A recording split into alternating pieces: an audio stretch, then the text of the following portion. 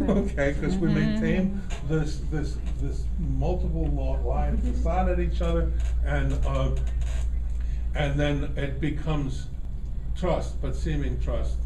And when we lie together, it's keeping our love together. So I think it's a very sweet thing, and I have to tell you, I didn't feel old when I started learning this, but later on I did. Now, this is just another way of trying to say, having gotten this far, there are places that I want to emphasize. I want to emphasize lie, though I know she lies. That's got to be, that's a stylistic thing for me. Untutored and unlearned are two words which are very much the same. And it gives me a contrast that I can play with. She may think me some untutored youth, unlearned in the world's full subtleties. I can mark those with my obviously wherefore and wherefore are a problem if you don't get that wherefore means why. And so when I'm saying this, I have to in myself think that line is not, but wherefore says she not, she's unjust.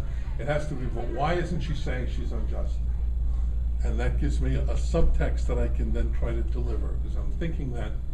And of course, the two lies have to be punched. And this is what I call a paraphrase. Okay, I simply give value to her false speaking tongue. That's in place of credit. And so the word before is I credit her false speaking tongue. I give value to it. Why doesn't she say she's unjust? Why don't I say that I'm old? Love's best habit is in giving the impression of trust instead of seeming trust. Because sometimes the phraseology, while I can understand it, it takes me a while to understand it, and what I want to be able to do is act as if the audience is going to understand it when I give it to them. And so giving the backstory. And that's, now let me try one more before we break, and I think I left that earlier in this. This is a sonnet that comes from a play. It's the prologue to Romeo and Juliet. So before we do this, you all know the story? What happens in Romeo and Juliet? They die. That's 82 hours. Cut to the chase. There was his sled. Sorry, that's a Citizen Kane reference. What happens? This is not a quiz. She falls in love with a commoner or somebody who's not. They weren't common. They're both royal, but opposing royal. Oh, okay. They're both opposing upper middle class. Feuding families. Like different sides of town. They were different sides. Both wealthy, but right. different. And her family wants her to marry somebody else. Her family wants her to marry. Her father's got it figured out. He's got the guy picked. His name is Paris, incidentally, and he's got the marriage arranged, and he throws a party at which he invites Paris to come see the goods, see Juliet, check her out. And Paris has already known her, but see how much better she is, is what the father says. And at that party, Romeo bumps into her, literally bumps into her, and they fall in love.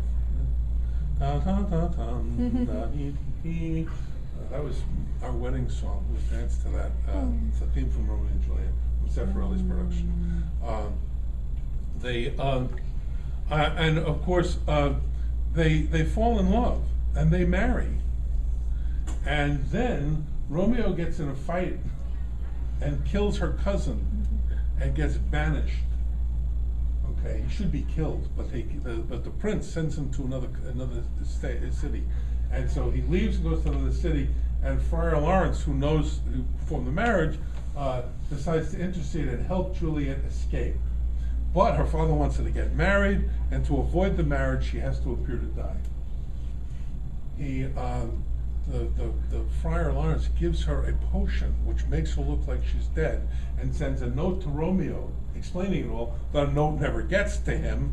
Romeo comes back, sees her apparently dead, kills himself. She wakes up, sees he's dead, kills herself, and the parents get together again. That's the story.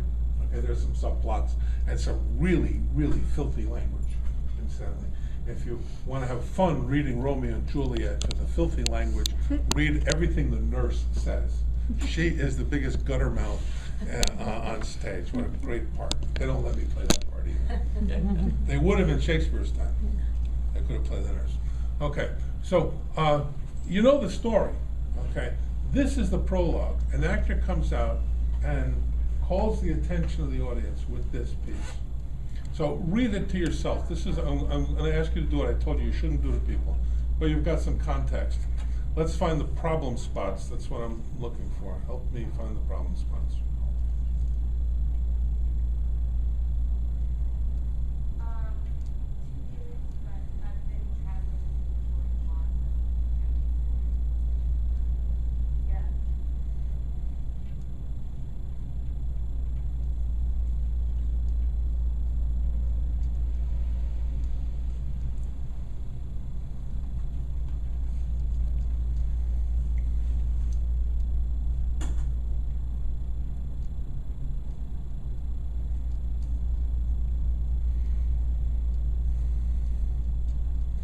I know it's tough. When you get through it at least once, just give me some signals so I can know we can start talking about it. So you.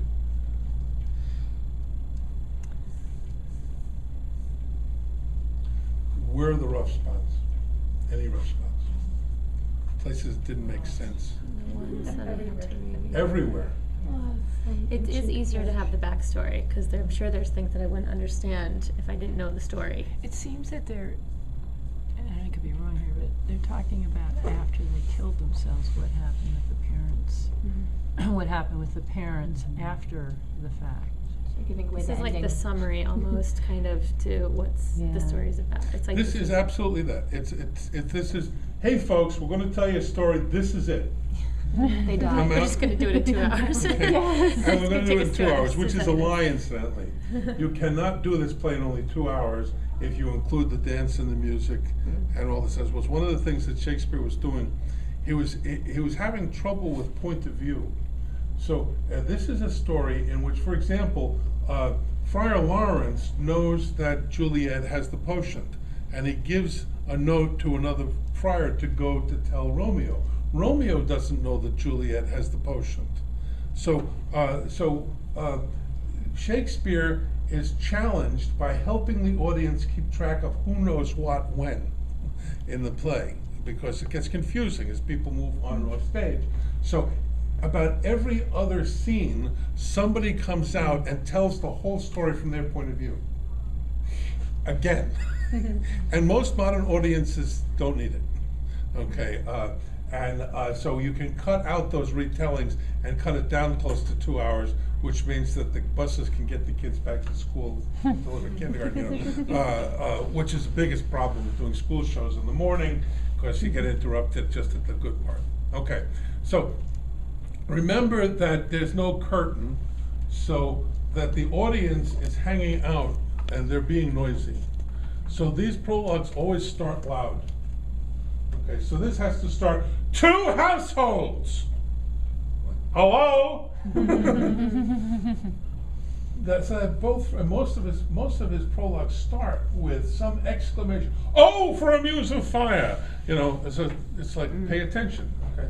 2 households, both alike in dignity, in fair Verona where we lay our scene. From ancient grudge break to new mutiny, where civil blood makes civil hands unclean.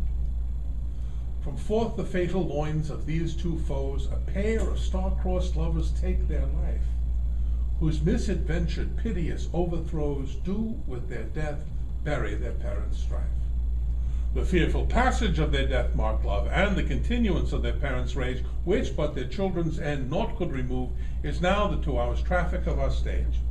The which, if you with patient ears attend, what here shall miss, our toil shall strive to mend.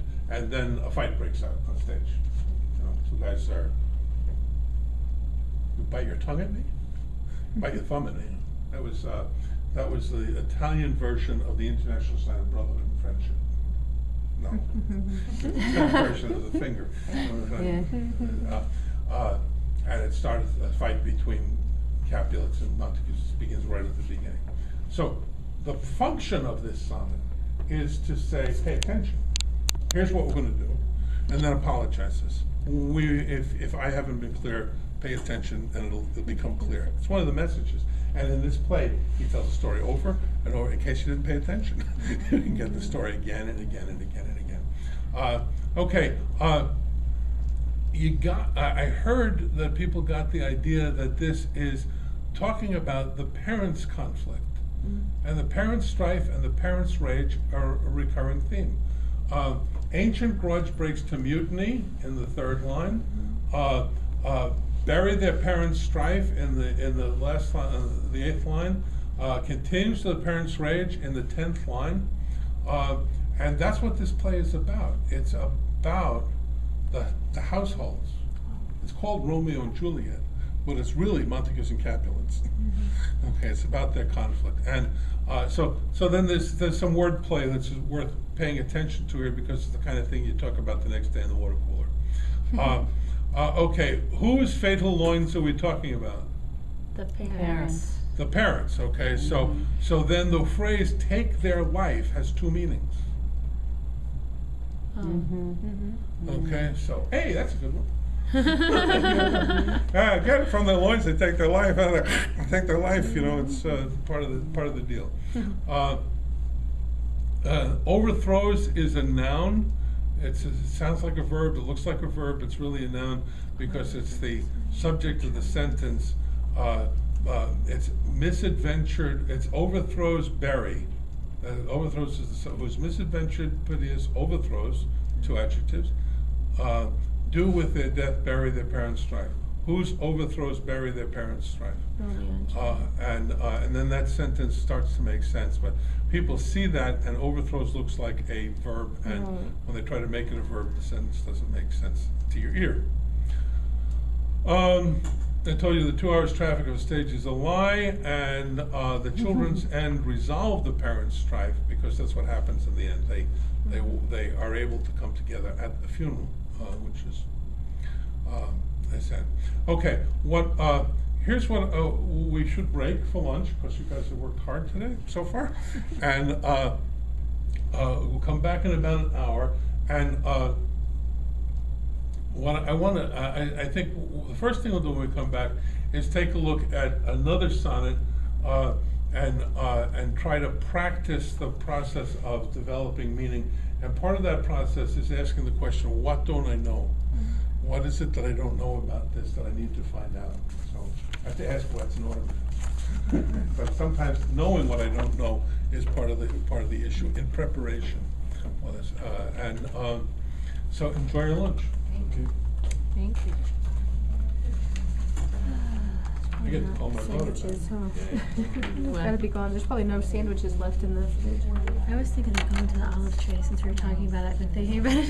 What's the I olive? think I might go down there to Sometimes falafel. we can- I don't want it. I like payback. I don't want Anthony, it. I treat know if her there's reason. I time don't for treat that, her is there? feedback.